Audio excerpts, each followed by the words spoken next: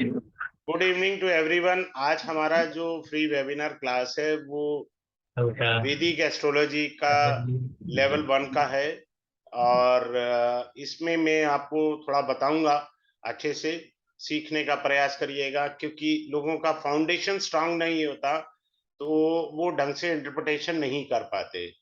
मैं सबसे पहले नाम लेना चाहूंगा उस लेडी का, अमिता भाटिया। 15 दिन पहले उन्होंने मेरे को इसकी फीस दे दी। मैंने कहा जी मैं तो अभी ये कोर्स पढ़ा नहीं रहा हूं, इसकी तो अभी टर्न आएगा जब आएगा। लेकिन उनका विश्वास और श्रद्धा देखकर मैं यहाँ घोषणा कर रहा हूं, कोई कोर्स ज्वाइन करे या ना करे वो व्यक्तिगत विषय है, बट किसी ने मेरे प्रति श्रद्धा रखी है, वो अकेली भी होंगी तो भी मैं उन्हें पढ़ाऊंगा। बात पैसा नहीं होता, बात किसी की श्रद्धा होती है। अगर उन्होंने बिना, मेरे को जानती नहीं है वो, ना मैं उन्हें जानता हूं, उन्होंने कहा जी मैंने आपकी यूट्यूब पे वीडियो देखी थी बट मैं आपसे ही पढ़ना चाहूंगी, मुझे अच्छा लगा तो मैं उन्हें पढ़ाऊंगा। अब मैं आपको जरा फाउंडेशन समझाता हूं कैसे होता है। इसके अंदर आपको पीडीएफ फाइल वगैरह सब नोट्स मिलेंगे। इसमें मैंने कुछ नोट्स एक्स्ट्रा एडवांस लेवल के भी बनाए हैं, वो भी आपको गिफ्टेड है। कल को जब आप आगे बढ़ेंगे तो आपको फायदा होगा। एस्ट्रोलॉजी को समझने से पहले 3 भाग समझते हैं। एक होता है ब्रह्मा, इसको बोलते हैं मैथ, एस्ट्रोलॉजी का मैथ। आजकल कोई नहीं करता, ब्रह्मा जी की पूजा भी नहीं होती। दूसरा पार्ट होता है एस्ट्रोलॉजी का विष्णु। विष्णु का अर्थ होता है फलित, यानी आप फलित कैसे कर रहे हैं। तीसरा पार्ट आता है शिव, ब्रह्मा विष्णु महेश, शिव भगवान शिव, इसको रेमेडी बोलते हैं, उपाय बोलते हैं। पहले तो आपको भेद पता होना चाहिए, तत्व पता होना चाहिए। उसके बाद ये जो राशियां लिखी हैं, ये राशियां क्या हैं? ये राशियां basically physical embodiment of god particles, English में ऐसे कहा जाता है। फिर से रिपीट कर रहा हूं, physical embodiment of God particle, अर्थात राशियां भगवान विष्णु के अंग हैं। लोग राशियों को इग्नोर कर देते हैं, अर्थात भगवान विष्णु को इग्नोर कर देते हैं, तो फलित कहां से आएगा? राशियां भगवान विष्णु के अंग हैं। अब हर राशि का एक ग्रह मालिक होता है, ठीक है, लेकिन आप ध्यान से देखें, सूर्य एक ही राशि का मालिक है, चंद्रमा एक ही राशि का मालिक है। बाकी ग्रह जो हैं, यानी 7 ग्रह है, जिसमें मंगल आएगा, शुक्र आएगा, बुध आएगा, बृहस्पति आएगा, शनि आएगा, सबकी 2 राशियां हैं, ठीक है। भाई इनकी क्यों एक एक राशि है? भैया राजा रानी एक ही होते हैं, मूल। बाकी ग्रहों की 2 राशियां होती हैं। अब 2 राशियों को समझो। हमेशा ग्रह को अपनी मूल त्रिकोण राशि प्रिय होती है। जैसे मेष राशि मंगल को ये ज्यादा प्रिय है बजाय वृश्चिक राशि की तुलना में। शुक्र को तुला राशि प्रिय है, ये मूल त्रिकोण राशि है। फिर इसको आसानी से समझने के लिए क्या कह सकते हैं? सपोज कोई आदमी बॉम्बे रहता है और एक मकान उसका पूना में है, तो जहां रहता है वो उसका मूल है ना, वो उसका मूल है। और मूल त्रिकोण राशि का अर्थ होता है जीवन का प्रारंभ। किसी का कोई भी ग्रह, अभी मैं कुंडली भी बताऊंगा, सब अच्छे से धीरे धीरे चलेंगे।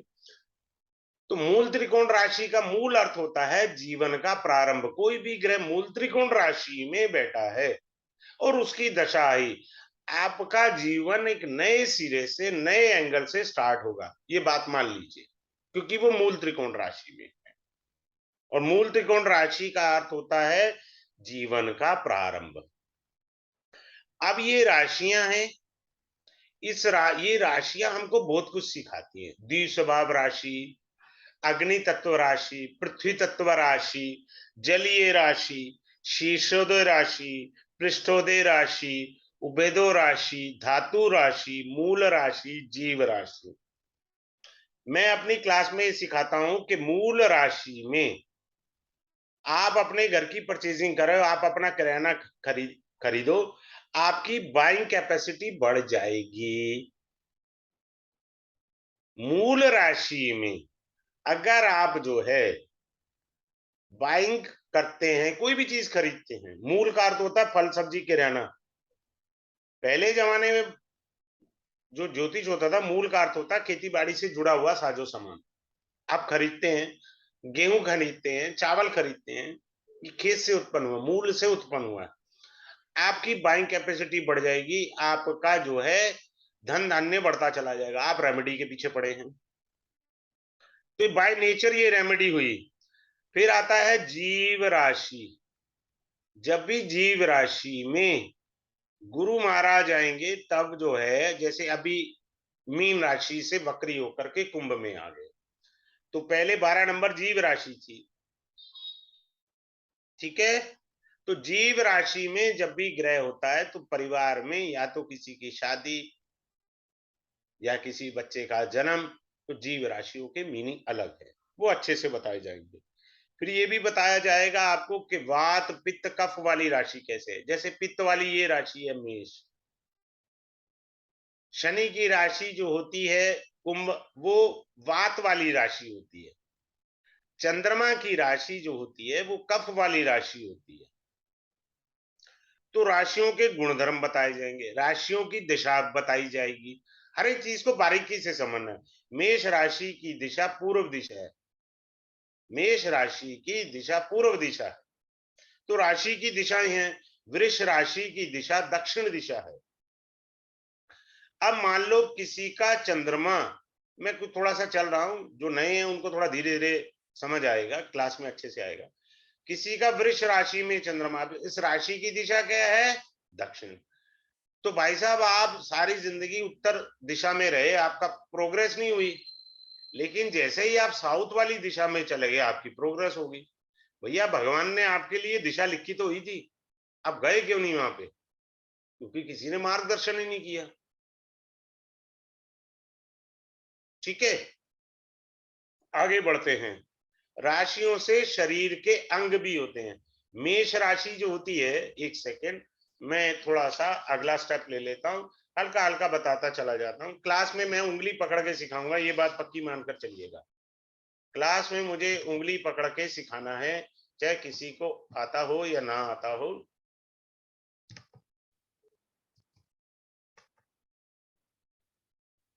अब देखिए, ये आ गया राशियों की दिशाएं, यहां से भी पता लग जाता है हमको।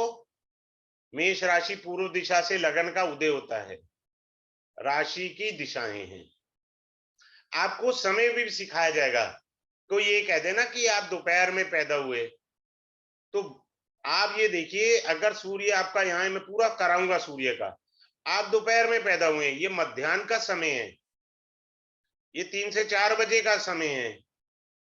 अगर किसी का सूर्य यहाँ है तो अर्धरात्रि में पैदा हुआ है, 12 से 1 बजे के बीच, 12 से 2 बजे के बीच पैदा हुआ है, तो आपको ये भी पता लग जाएगा कि मेरी कुंडली ठीक है, मेरा जन्म समय सही है, 2 घंटे का लगन होता है।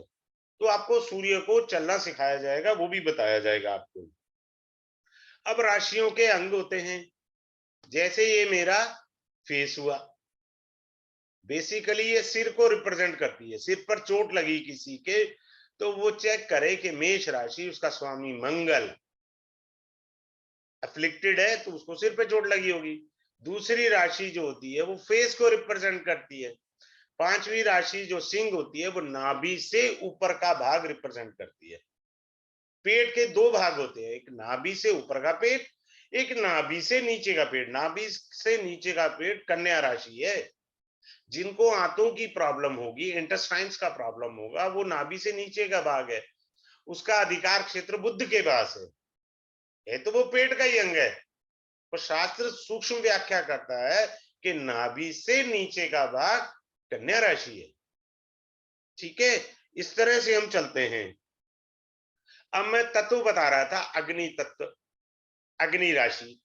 मंगल एक अग्नि तत्व का ग्रह है, मेष राशि अग्नि तत्व की राशि है। और बाई चांस किसी का मंगल यहां बैठा है लगन में, तो मंगल तो पूरी तरह से फायर प्लेनेट हुआ ना, फायर को रिप्रेजेंट कर गया, राशि अग्नि तत्व की, मंगल चूंकि अग्नि तत्व का ग्रह है, ऐसा आदमी स्पाइसी फूड खाएगा, उसको चैन ही नहीं आएगा जब तक मिर्ची ना मिले। उसे अग्नि से ही मजा आना है, क्योंकि अग्नि तत्व ग्रह बैठे। ऐसे आदमी को बीपी का प्रॉब्लम होगा, शॉर्ट टेम्पर होगा। मंगल अग्नि तत्व है ना, इसको कूल डाउन केवल और केवल बृहस्पति की दृष्टि कर सकती है। अभी सारा अच्छे से थोड़ा सा धीरे धीरे मैं चल रहा हूं। 12 राशियों के बारे में पूरा डिटेल से पढ़ाया जाएगा। जो ये आप देख रहे हैं, ये सारा आपको हैंड ओवर होगा, पीडीएफ फाइल, सारा पीडीएफ फाइल आपको हैंड ओवर होगा। अब मैं एक अगला लेता हूं, आपको एक अगला चार्ट पर लेकर जाता हूं और बताने का प्रयास करता हूं कैसे वो है। ठीक है, एक सेकंड रुकिए, मेरे को ना ये इसको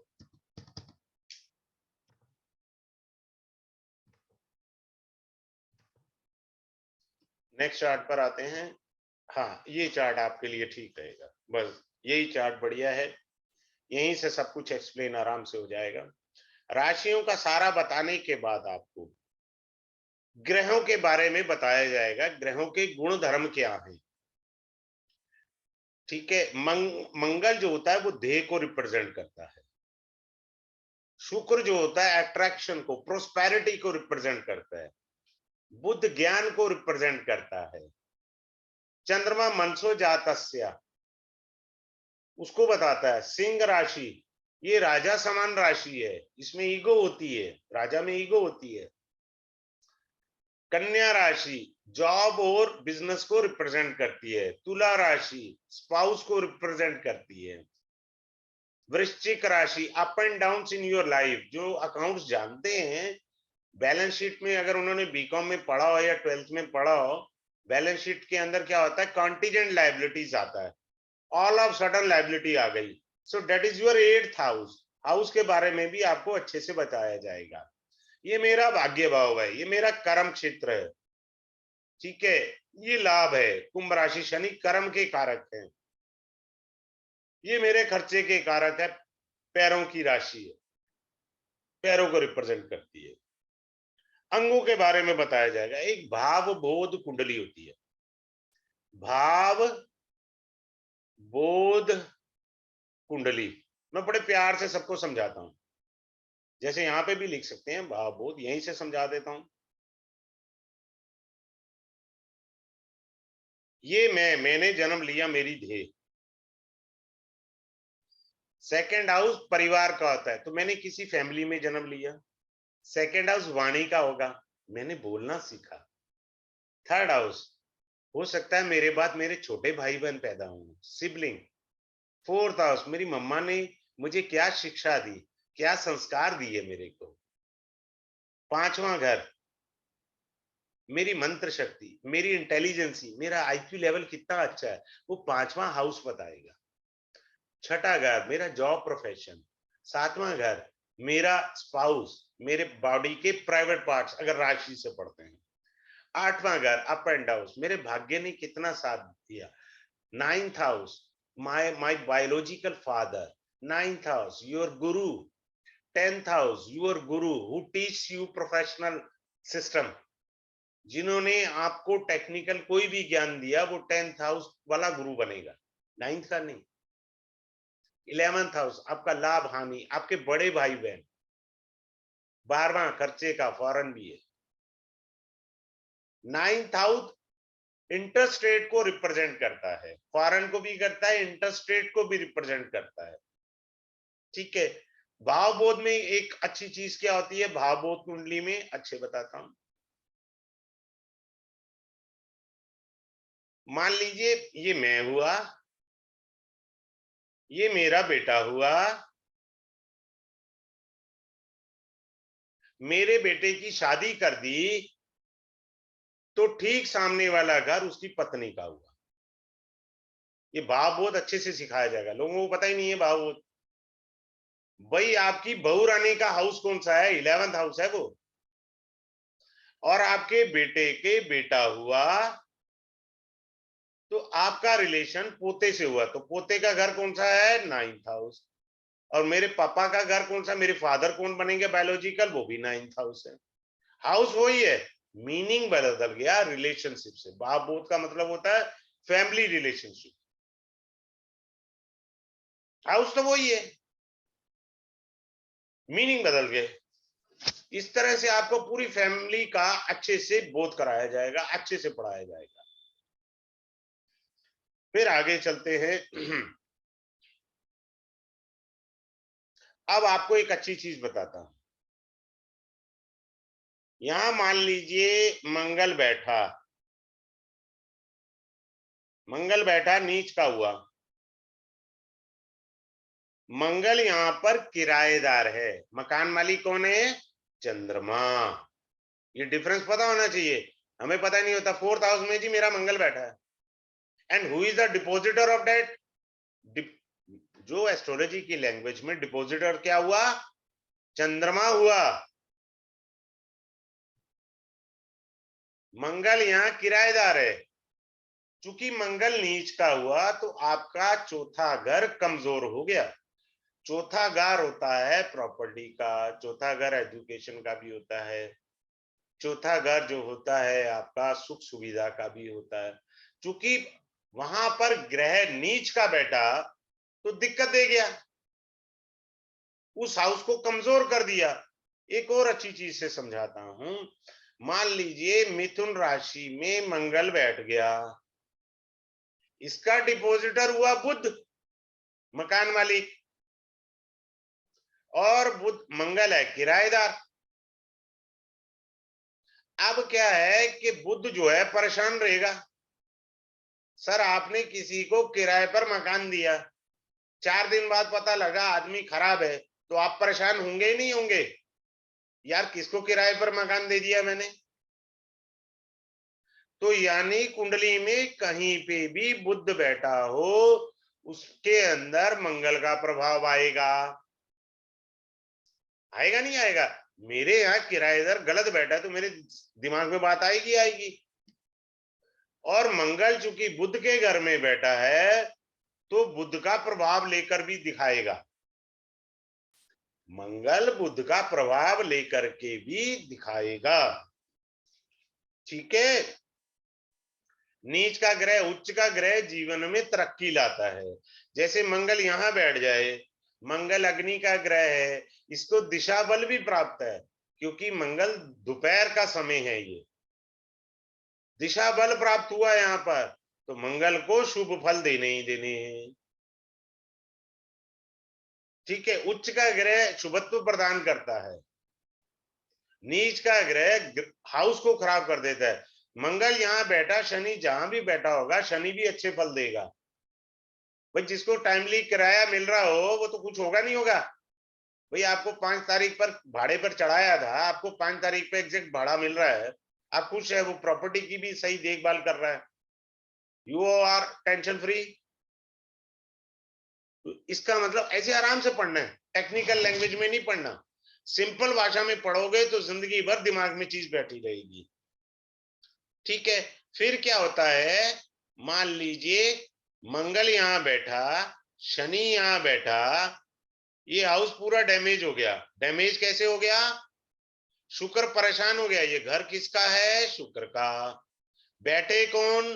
दो शत्रु ग्रह बैठ गए, ये दोनों लड़ाई करेंगे ना। मकान तो शुक्र का है, तो उसके मकान में खराबी तो आएगी ना।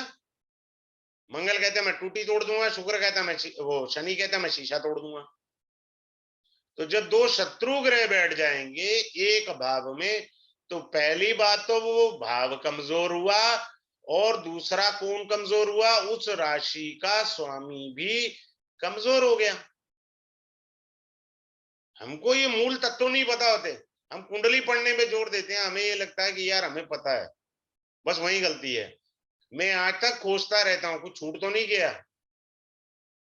मैं आज तक खोजता रहता हूँ, मैं नहीं कहता कि मुझे पता है, मैं तो सिर्फ ये कहता हूँ साहब कि अभी खोजना बाकी है कुछ हो।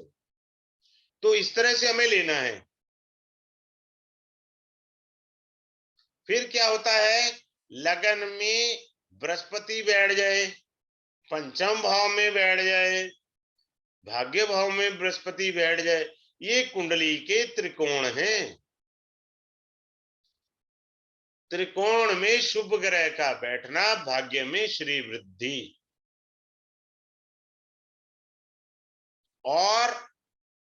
और ये केंद्र कहलाते हैं 1 4 7 10। केंद्र का अर्थ होता है सुख की प्राप्ति। मैंने जन्म लिया है सुख भोगने के लिए। वो अलग बात है आप कुंडली से ग्रह कितने खराब है या ठीक है, हर इंसान का जो गुण धर्म होता है कि मैंने सुखी रहने के लिए जन्म लिया है। फिर आपको एक और अच्छी चीज बताता हूं, दूसरा घर हमारा वाणी का होता है, दूसरा घर हमारे संस्कार का भी होता है। ये जो संस्कार है हमने कई जन्म लिए, हमारे संस्कार इसमें एक्यूमुलेट है। ये जो जन्म लिया उसके संस्कार अब इसमें जुड़ेंगे, यानी एड ऑन होने। भैया फर्क आता है ना, एक माँ के 2 या 3 बच्चे हैं, तीनों का व्यवहार अलग क्यों है? पाला तो एक माँ ने था ना, पाला तो एक माँ ने, पर तीनों बच्चों का नेचर अलग कैसे है? वो दूसरा भाव बताता है आप पिछले जन्मों से किस प्रकार के संस्कार लाए हैं और इस जन्म में माँ कौन से संस्कार आपको दे रही है। एक माँ देगी, दूसरा सोसाइटी देगी, 4th हाउस सोसाइटी भी होता है, 11th हाउस यार दोस्त भी होते हैं, वो भी तो आपको संस्कार देंगे। 10वां घर प्रोफेशन है, जब आप नौकरी करेंगे, छठा घर नौकरी करेंगे, शत्रु हैं, वो भी तो आपकी मदद करेंगे ना संस्कार देने में, अच्छे या बुरे। तो वो इस जन्म में संस्कार हर भाव के आपके जुड़ते चले जाएंगे। आगे बढ़ते हैं। अब ग्रह की व्याख्या करेंगे। ग्रह की जब व्याख्या करेंगे, सूर्य पिता को भी बताते हैं, सूर्य आत्मा भी है, सूर्य सरकार भी है, ये पता होना चाहिए। सूर्य हड्डी भी है, मैं नाड़ी नहीं पढ़ा रहा पर फिर भी बता रहा हूं, सूर्य पुत्र भी है, सूर्य पुत्र करण, सूर्य पुत्र भी है। तो आपको कारक तत्व पता होने चाहिए, ये कारक तत्व होते हैं ग्रह के। अगर मान लीजिए शनि नीच का हुआ, यहाँ पे तुला राशि में ग्रह नीच का होगा। देखो मैं यहाँ एब्रीवेटेड वे में पढ़ा रहा हूं, लेकिन क्लास में तो मुझे सूक्ष्म पढ़ाना है ना, आपको इतना डिटेल में पढ़ाना है ताकि आपको आराम से जिंदगी भर गलती ना हो। मैंने यहाँ सूर्य रख दिया। अब सूर्य नीच का हुआ तो आपको क्या क्या तकलीफ आएगी?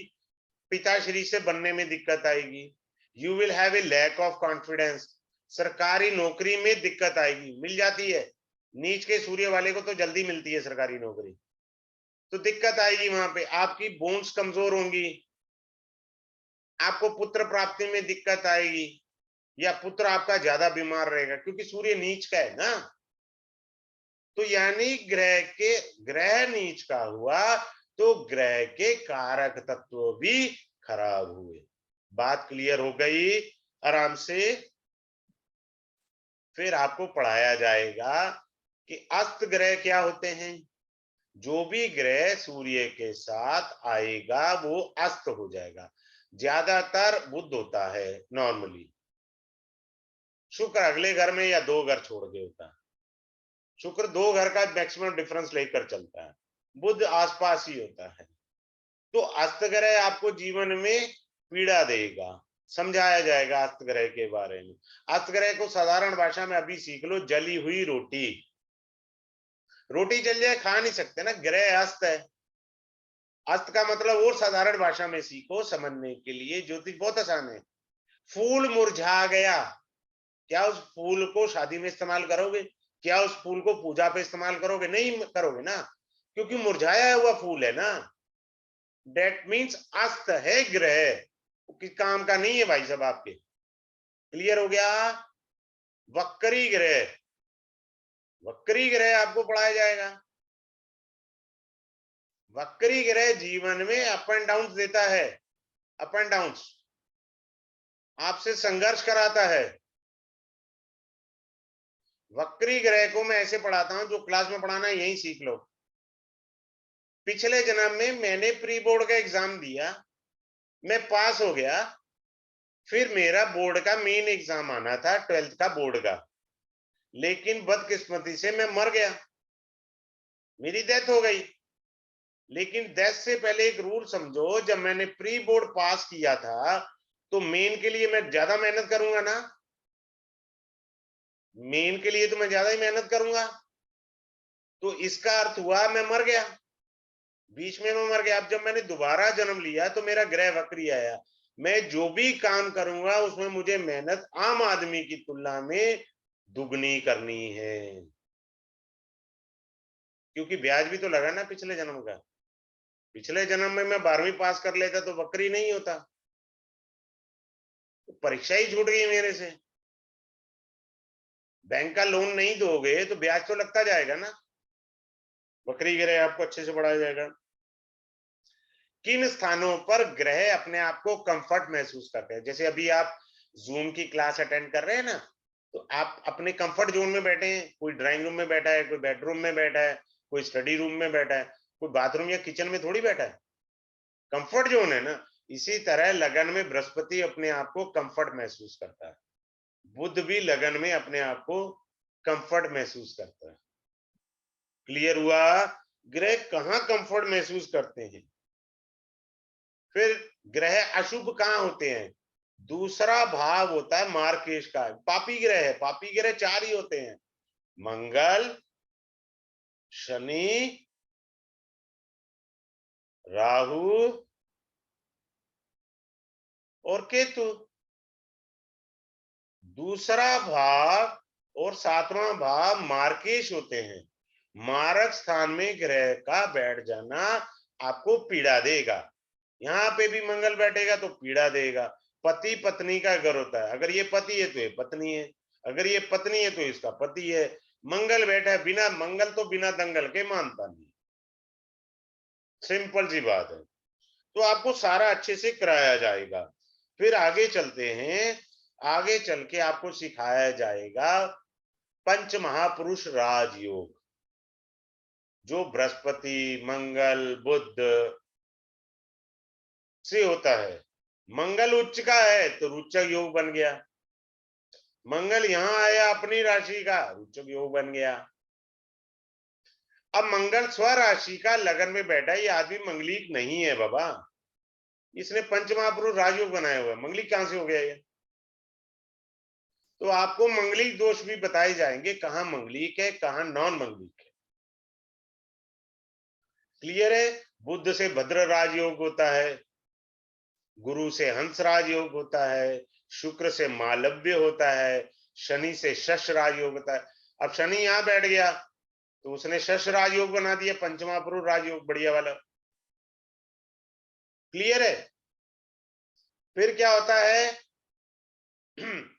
केंद्र स्थान और ये त्रिकोण, ये मिलके राजयोग का निर्माण करते हैं। इसको कहते हैं विष्णु लक्ष्मी समागम, विष्णु लक्ष्मी समागम। ठीक है? फिर आपको सिखाया जाता है, अभी मैंने थोड़ी देर पहले कहा कि मंगल यहां बैठ गया, नीच का हो गया भाई, ये मंगल जो है नीच भंग हो जाएगा इसका। कैसे हो जाएगा? इसके साथ अगर मैं बृहस्पति बिठा दूंगा जो उच्च का हो गया, उच्च के ग्रह के साथ नीच का ग्रह बैठा है तो इसका नीच भंग कैंसिल हो गया। मैं काफी अच्छे लेवल पर पढ़ाता हूं, ये नहीं है कि धक्का मार काम किया और चल दिया, वो काम नहीं होगा। अब ये नीच भंग हो गया राजयोग। ठीक है? आपको पूरे 12 धन योग भी बताए जाएंगे कि मेरी कुंडली में धन योग है या नहीं है भाई साहब, धन योग पढ़ाए जाएंगे आपको।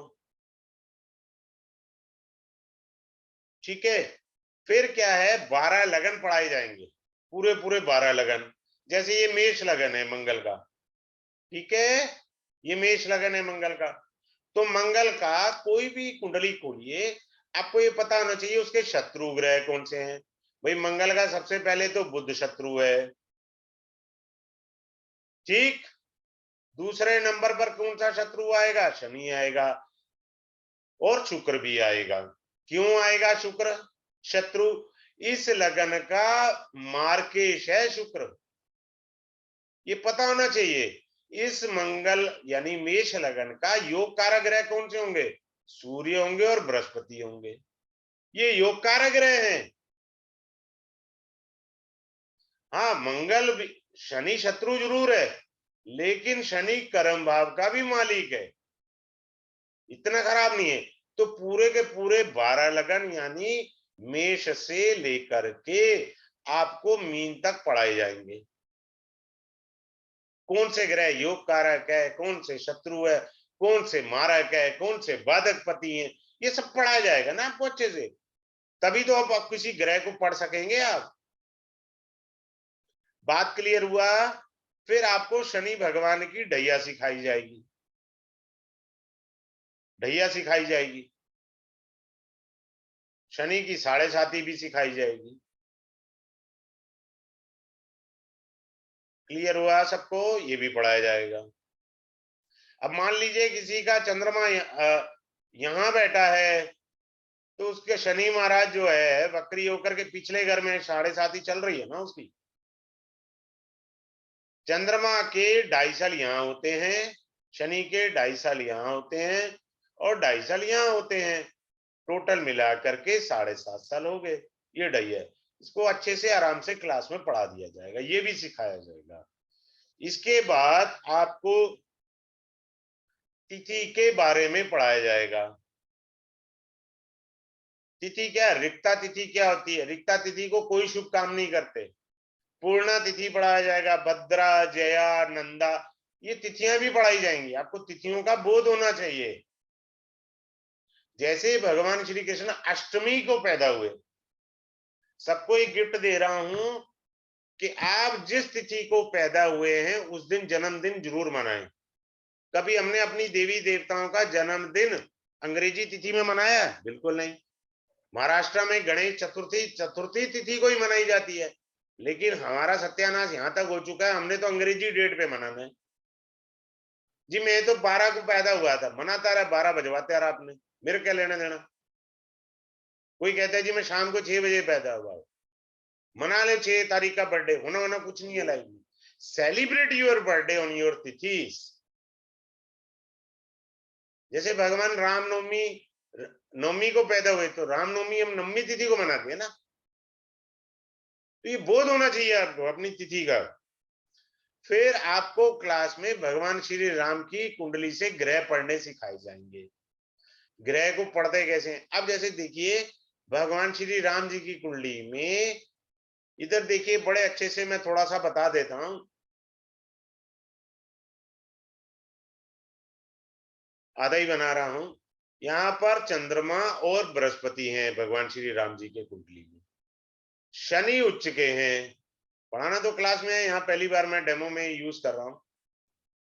अब ये छठा घर का स्वामी लगन में बैठा है, उच्च का हुआ। पढ़ना सीखो कुंडली कैसे होती है। यानी छठा घर आपका शत्रु हुआ, अभी मैंने थोड़ी देर पहले बताया था। छठा घर शत्रु हुआ तो भगवान श्री राम को विद्वान शत्रु मिलेगा। रावण उच्च कोटि का विद्वान था। अब इसकी मृत्यु भी लिखी हुई है, कुंडली स्पष्ट बता रही है। शनि जो है छठे घर को देख रहा है, तीसरी दृष्टि है। आपको दृष्टियां सब पढ़ाया जाएगा, ये मत सोचना ग्रह की क्या क्या दृष्टि हैं। जैसे मैं यहां बता देता हूं, मंगल की जो होती है दृष्टि, वो क्या होती है? 4, 7 और 8। यानी वो चौथे भाव को देखेगा, 7वें भाव को देखेगा, 8वें भाव को मंगल देखेगा। दृष्टियां पढ़ाई जाएंगी अच्छे से। अब क्या हुआ? शनि की दृष्टि जो होती है वो होती है तीसरी, 7वीं और 10वीं। शनि तीसरी दृष्टि से शत्रु के घर को देख रहा है, और शनि यहां से 10वीं दृष्टि से शत्रु के हाउस के स्वामी को भी देख रहा है। यानी शनि महाराज ने इसकी मृत्यु निश्चित कर दी, मारा जाएगा। कारण दो चीजें प्रभावित हो गई ना, घर भी प्रभावित हुआ, हाउस, और हाउस का स्वामी भी प्रभावित हुआ। समझ में आया? फिर देखिए, आपको एक और अच्छी चीज देकर जा रहे हैं। शनि यहां उच्च के थे कुंडली में, और जो कि वक्री थे। चौथा घर सुख का है, भगवान श्री राम को सुख प्राप्त नहीं हुआ। शनि वक्री हो गए ना, उच्च का ग्रह वक्री हो जाए तो परेशानी ज्यादा होती है। केंद्र में क्रूर ग्रह का आना शुभत्व नहीं है, ऊपर से वक्री होना और कबाड़ा करना। तो इस तरह से आपको ये सारी चीजें प्यार से आराम से पढ़ाई जाएंगी। फिर आपको एक और अच्छी चीज थोड़ी सी बताता हूं। ये जो कुंडली बनी है, ये नॉर्थ बेल्ट की कुंडली, हमारे उत्तर भारत की। साउथ में स्क्वायर में बनती है, ऐसे करके। ठीक है, साउथ में ऐसे बनती है कुंडली, स्क्वायर करके। ये डायमंड पैटर्न है। आप हाथ से रोज कुंडली बनाओ, रोज बनाओ, 4 ग्रह लिखो उसमें, आपका शुक्र मजबूत हो जाएगा। ये शुक्र की रेमेडी होगी। शुक्र डायमंड को रिप्रेजेंट करता है ना, डायमंड है ये। खाम खा में डायमंड पहनेंगे जी, जरकन पहनेंगे, फलाने ने ये बोला था, क्या चक्रों में पड़े हो यार तुम। तो अपने को ये नहीं पढ़ना, अपने को पढ़ना है दूसरे तरीके से पढ़ना है। जैसे कैसे है कि जल तत्व की राशियां क्या हैं, वो हमारे को आराम से क्लियर होना चाहिए। 4, 8, 12 ये जल तत्व की राशि हैं। 1, 5, 9 अग्नि तत्व की राशियां हैं। ठीक है, और पृथ्वी तत्व की राशि हैं 2, 6, 8, और वायु तत्व की राशि हैं 3, 7, 11। तो राशियों का बोध होना चाहिए। अब मैंने मंगल को यहां बिठाया 4 नंबर की राशि में, ये है ना, तो ये राशि कौन सी, जल तत्व की। ठीक है, ग्रह कौन था, अग्नि तत्व का। अग्नि और जल में शत्रुता है, हाँ जी है जी। तो ग्रह अपना फल नहीं दे पाएगा ना। अग्नि का ग्रह जल में चला गया, उसकी तो शक्ति क्षीण हो गई। आपको बारीकी से राशि और ग्रह का संबंध मिलान करना आना चाहिए। अगर आप अच्छे से संबंध का मिलान नहीं कर पाते हैं तो आपको दिक्कत आ जाएगी। अब आप देखो क्या होता है, ये द्विस्वभाव राशियां कहलाती हैं। कौन सी, 3, 6, 9 और 12। अब इसमें चंद्रमा बिठा लो कहीं पे भी, ये पे भी बैठ गया, मीन राशि बैठ गया। ऐसे लोग क्या होता है, इनका स्वभाव ड्यूल टाइप का होता है, ठंडा गरम, ठंडा गरम ड्यूल स्वभाव होगा। 2 तरह का स्वभाव होंगे इनके, और दिमाग में हमेशा 2 ही विचार होंगे, एक नहीं होता इनके विचार। ये 2 विचार एक साथ लेकर के चलते हैं। इनसे पूछो आईएएस बनना आईपीएस, नहीं जी, दोनों ही लेके चलते हैं, जो बना देगा भगवान बन जाएंगे। मतलब एक तो लेके चलना ही नहीं इन्होंने। तो ये दुस्वभाव राशि का गुण धर्म है। चंद्रमा बैठ गया, चंद्रमा मन है। अब आप देखो, आपको एक और अच्छी चीज सिखाता हूं। मान लो चंद्रमा यहां बैठा है, ये 12वां भाव है ना। अरे भैया मंगल लिख दिया मैंने, बुद्धू राम हूं।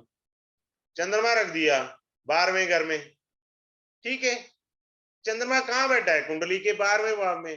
तो माँ बाप कहते हैं हमारा बच्चा हर समय जी बाहर जाने की बात करता है, घर से बाहर घूमता रहता है, यार दोस्तों के पास बैठेगा, फॉरेन जाने की बात कर।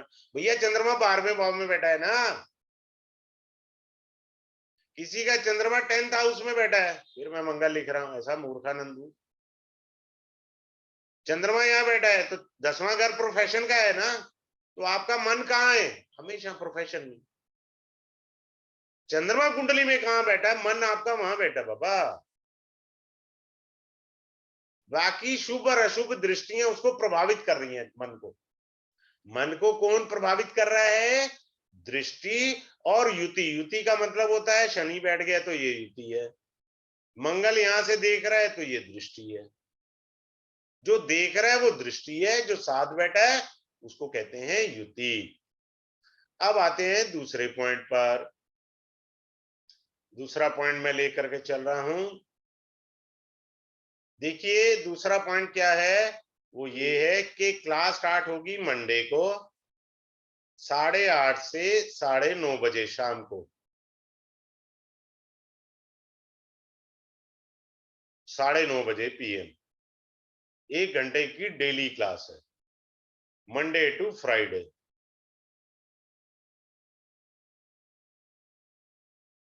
यानी ये कोर्स 5 दिन का है, आराम से हो जाएगा। नंबर 1। नंबर 2, आपको मैं PDF नोट्स इसी कोर्स में देता हूं क्योंकि ये बेसिक है, बाकी में जरूरत नहीं है। ये PDF के नोट्स आपको सारे मिलेंगे जो भी आप स्क्रीन पर देख रहे थे।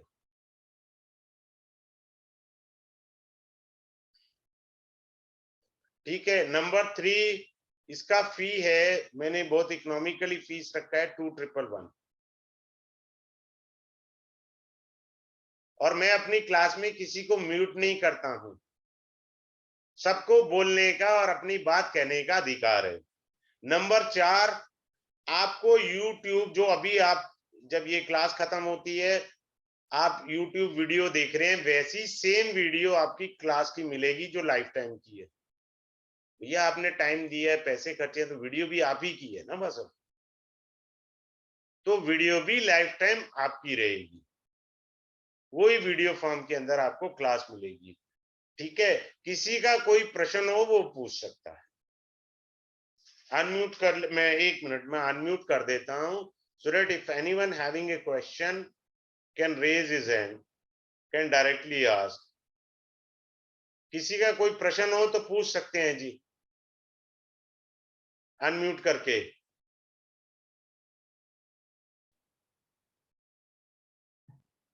नहीं है, चलिए ठीक है। आपका म्यूट नहीं हो रहा अमित जी? हो रहे सर। अच्छा ठीक है। कोई क्वेरी है तो पूछनी है तो बता दीजिए, otherwise we are going to wind up the class. Sir लग्न वाइज आप कौन सा ग्रह योग कारक, कौन सा पापी, मतलब क्या कह रहे हैं सर? सर लग्न वाइज कौन कौन से ग्रह अच्छा और बुरे होते हैं सर? वो 12 लगन मेष- कराएंगे ना।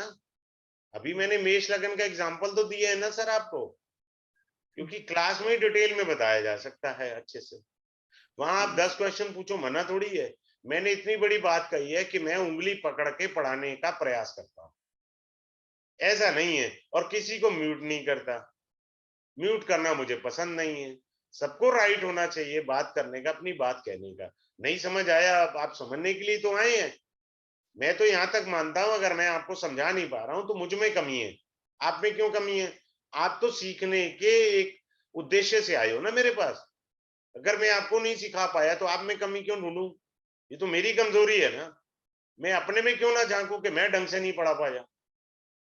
क्लियर हुआ सर? चलिए ठीक है। Have a good day, good night to all of you. जिनको एनरोल कराना है मंडे, हाँ कोई बोल रहे हैं क्या? नहीं सर, थैंक यू कर रही थी, आपको बहुत अच्छा लगा sir session. Thank you, thank you.